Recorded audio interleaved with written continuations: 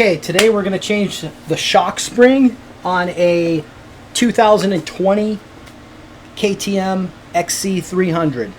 This is a TPI model, so it has the fuel injection, oil injection. First step is to remove the side panel, which I've already taken off. It just pulls right off.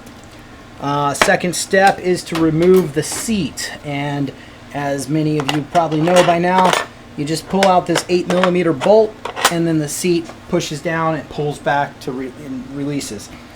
The next step is to take off the tailpipe. There's two 8mm bolts. Just want to loosen those up.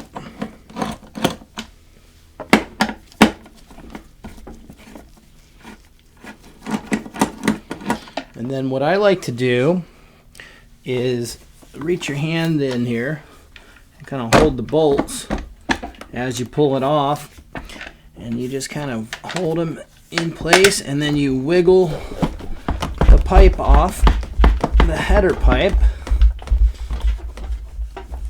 and that's it. It comes right off. As easy as that. We're just going to pull this off and set this aside. Next step is to take off the T45 bolts in the side. These are the subframe bolts. It's using a T45 bit. I like to use it on a socket. It's easier, you can get more leverage.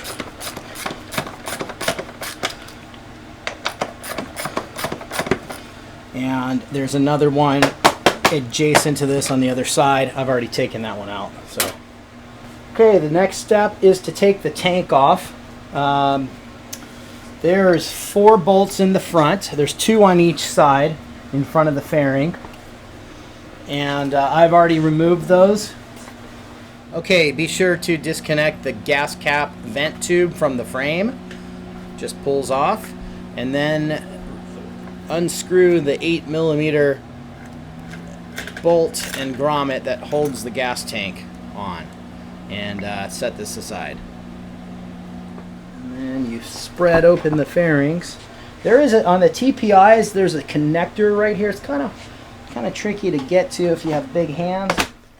And the way you do that is you gently release the tab on top, and you pull down gently on the harness, and it comes right out. And then once that's off, you have to disconnect the fuel line. And on these new 2-strokes, KTM put in a quick release fuel line. So you just squeeze it and pull, a little gas will drip out, and that's it. And then you just grab the tank and lift it off. It's as simple as that. Okay, the next step is probably this will probably be the most difficult step in this whole process, and just want to forewarn you, if you don't do it right, you're going to have a hard time. But it's basically, there's a clamp here on the air boot on the back side of the throttle valve.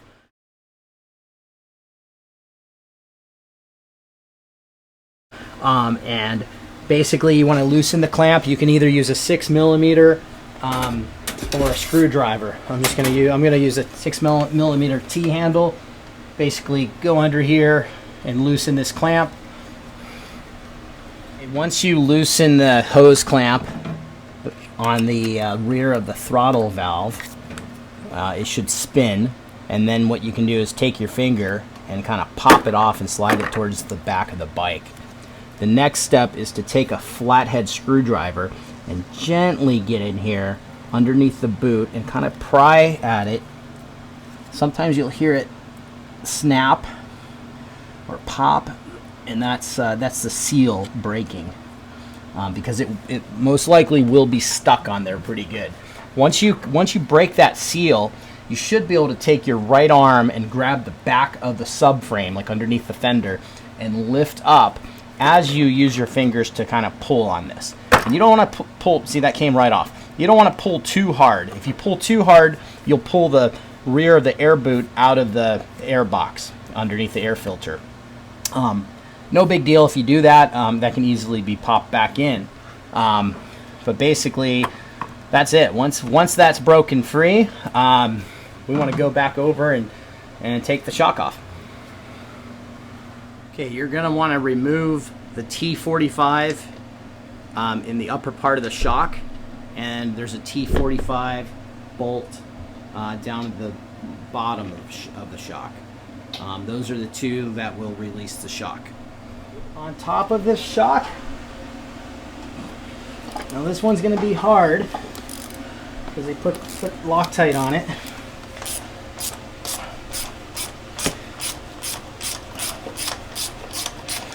And then there's going to be a T45 down at the bottom. And again, that one's going to be hard to loosen as well.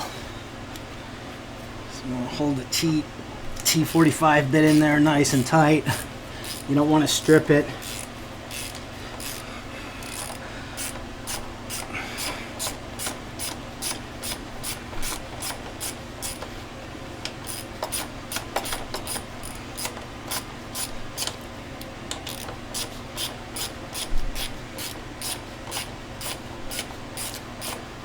Okay, and then you want to lift up gently on the back tire to pull that bolt out, and then take the top one out as well, all the way. There we go. And now we should be able to lift up the subframe and pull this shock out of here.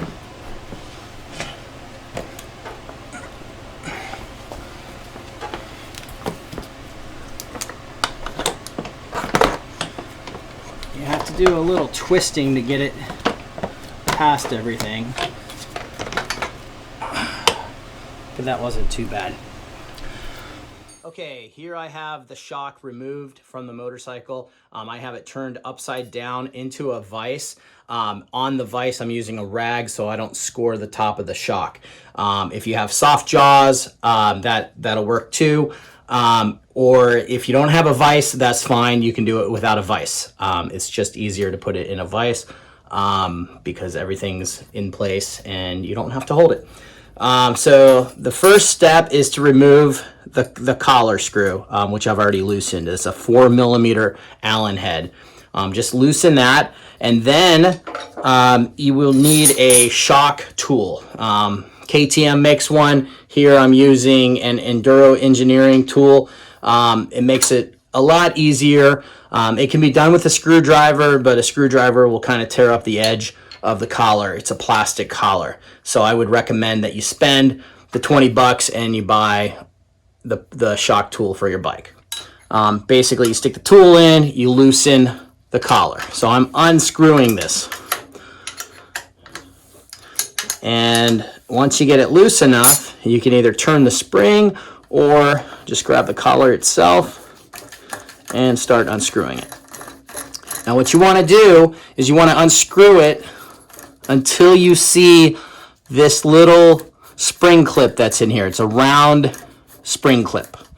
Once that's exposed and this collar is below that spring clip, you can simply take a flathead screwdriver and pop it out.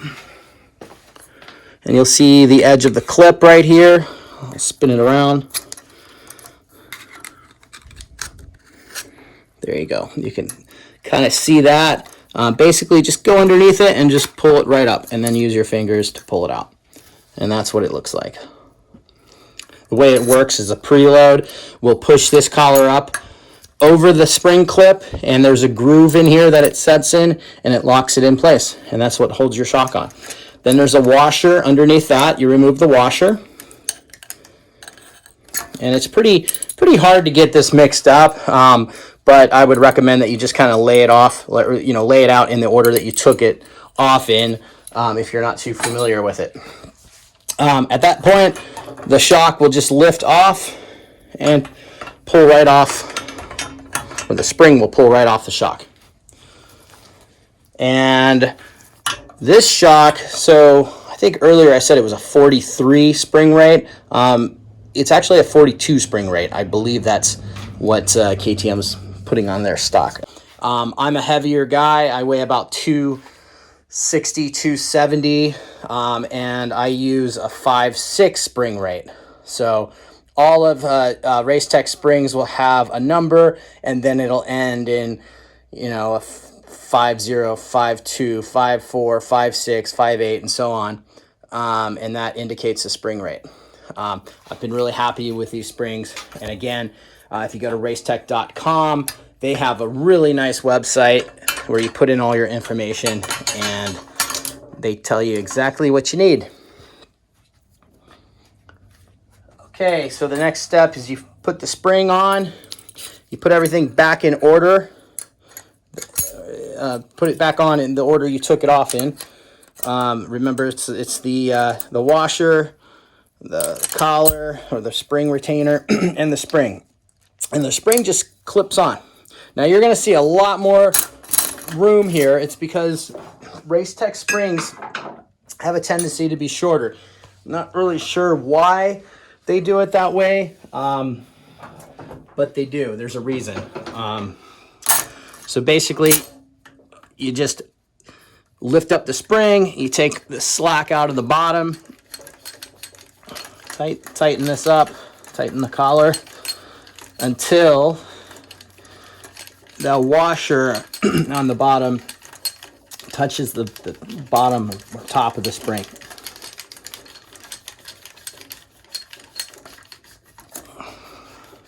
And you're just looking to get all this free play out of there. So there's free play in it right now. But you don't want to tighten, you don't want to compress the spring. You just want to get the free play out. Once the free play is out, right there, you want to measuring. Again, make sure this collar is not compressing the spring in any way. And then you want to take, at this point, you want to take a millimeter ruler and you want to measure the length of the spring. You can measure this before you put it on. That's what I did. And it turned out to be 246 millimeters. Use a millimeter ruler if you have one. Everything's easier in millimeters. And then what I did is I marked off 246 millimeters and then I backed it up by 8 millimeters. So I marked off 238 millimeters. And that's how tight I want to set the preload. So basically right now, if I measure from this very top edge to the very bottom edge, it says 246. That's my mark there. And then I want to tighten this collar until it gets to 238. So you can start off by doing it with your hand. And then when it starts to get too hard, you're going to take your tool and you're just going to turn it in until you get to that mark. It's going to be a few turns.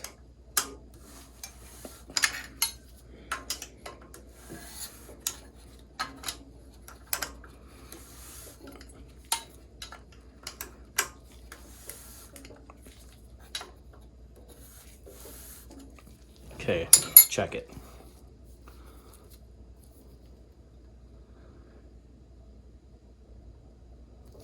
Just a hair more,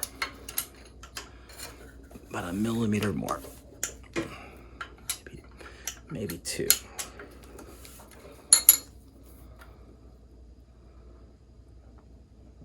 It's pretty much perfect. Okay, so that's how you set the preload on the spring, and that should get you right in the ballpark of where you want to be to achieve the proper sag. I found 8 millimeters is pretty much perfect for me, for my spring rate and my weight. Sometimes, basically you can leave this collar loose because you may have to adjust it once you get it on the bike when you check your sag. So don't worry about that too much right now. Just get it in that ballpark. Okay, let's pull the shock and put it back on the bike. Okay, so the shock goes on just like it came off. You just kind of fit it right through this little hole, slide it down, and it goes in pretty easy. Turn it and line it up, slide it in. You want to get the top bolt on. Let's put some Loctite on this.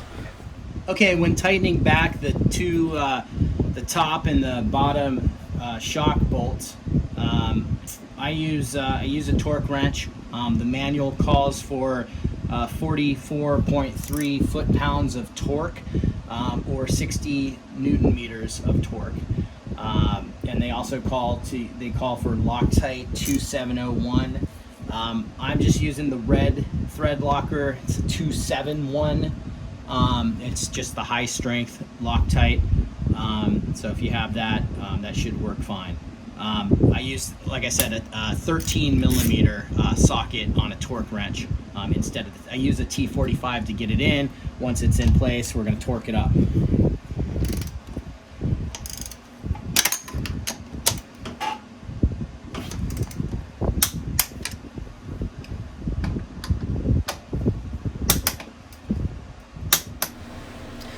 Okay, we're back over on this side. Remember, we have this little air boot that sometimes gets hung up.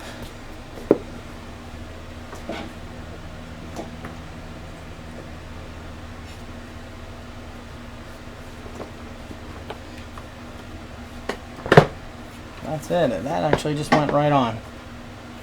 Like I said, it's the only tricky part is usually getting that off because it's stuck. So before we tighten that, I want to drop the T45 subframe bolts back in, just so everything's lined up.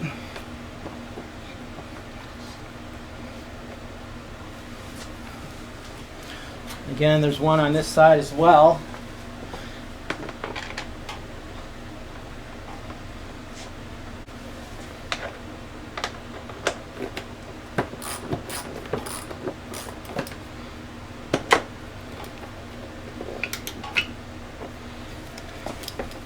And you want to, when you put these bolts in, you want to make sure you don't strip them. Sometimes that subframe, sometimes you got to push on the subframe a little bit gently to get it to line up perfectly. And then you want to put the bolt in.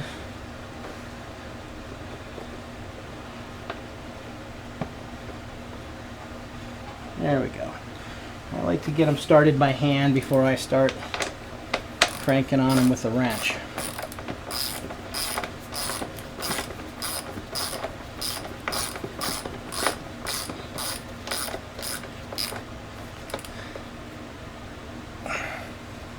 You just want to snug those up. You know, these subframe bolts have they put some Loctite on it as well. So I believe that uses a 242 Loctite as well. Medium strength.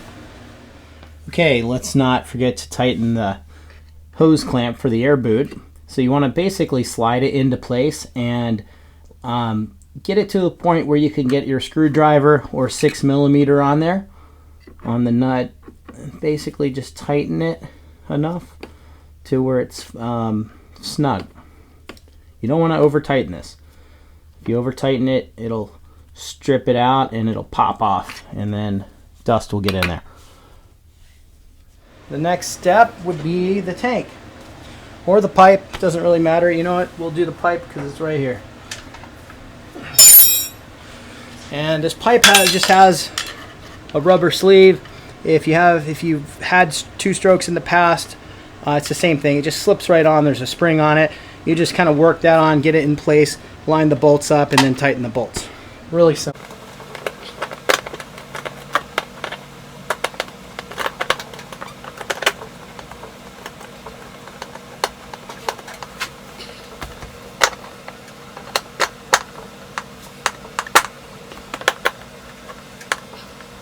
Tighten those down, make sure they're nice and snug.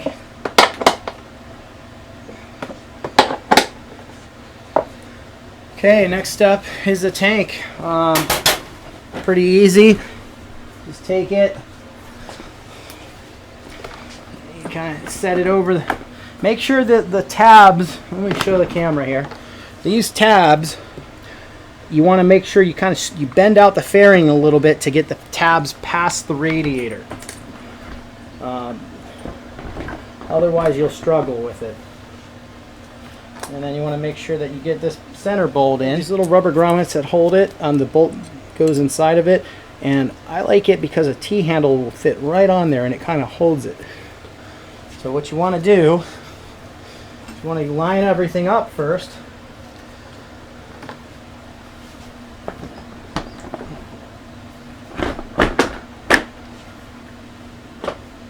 And then before you bolt it, you want to connect the little Molex connector over here.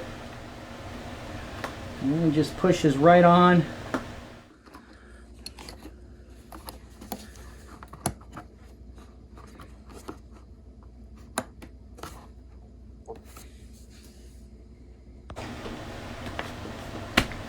That's it.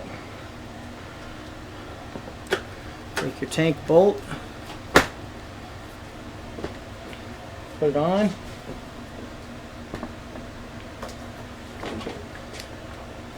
Put your fuel breather line back into the frame.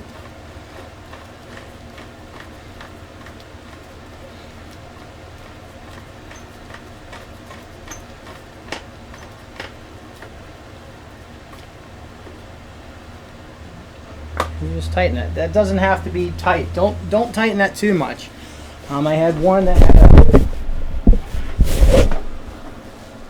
that the washer was a little bent, and I over tightened it and it cracked the tank. So you don't want to do that. Okay, last step to the tank is plugging in the gas line. And again, you should be able to grab both ends and push it until it snaps. You should get a nice click on that. Last step is the seat. The KTMs have two, actually the KTMs only have one latch point. Oh, actually, I'm sorry, there is two. There's two here. The Huskies have two as well. The Huskies also have little latches in the back. So basically, the way to put both seats on is the easiest way is to kind of line it up early and press down on it right here and then push. And then that'll ensure that all the hooks get snapped in. Like I said, on the new Huskies, on the 2020 Huskies, or I believe it's the 2019 and newer, with the newer frame, they have little hooks in the back, and if you don't start like about an inch back and then push down on it, those back hooks won't grab and they won't stay. The seats don't stay on properly. So make sure you do that.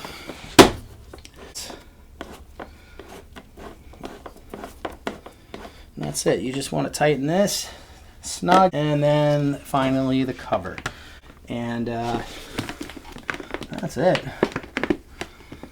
Get it, freshen it up. I need to get some time on this bike.